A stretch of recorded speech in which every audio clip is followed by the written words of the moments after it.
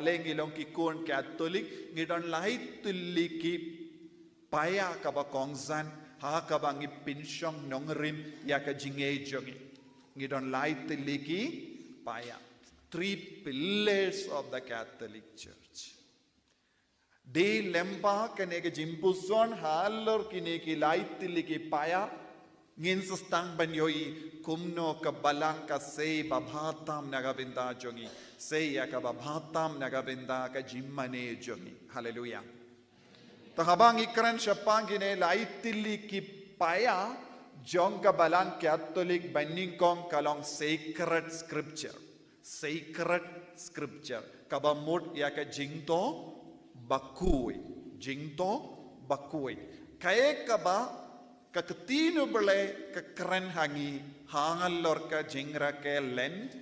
halor ka neka ayom nangda baar kalong sacred tradition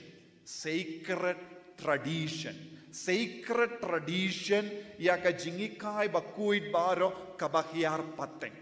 habang ikran siya pang ka sacred tradition ne ya ka jingi kai bakuit baro ne ka dustur bakuit baro kabahiar pateng kumno kahiar pateng kabamod habang ikran halor ka ne ka pang ngideben peit ya ka jingi kai jongi apostol bad ka ya ka jingduai jinge jongi ya ka jinge kabangi pensyong nongerin nangdang ideben peituru ya ka liturgy jongga balang nangdang ihaben peituru ya ki jingi kai kabahiar pateng lempa ki rikoid bad kabangi kot ya ki patimen jongga balang kumno kila pintrekam ya kanega jingi kai jongi apostol kaba kila yomad haga jingim jongi balengi ay burom ya ka sacred tradition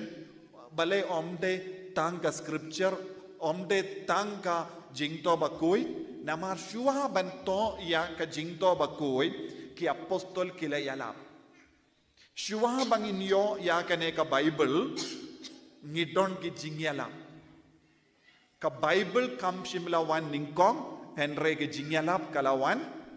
ningkong ka Bible kalawan hadin ke jingyalap jongi apostol tinakata ka daong yung sacred tradition sacred kabamot kul sacred scripture sacred kabamot bakui bakentang tam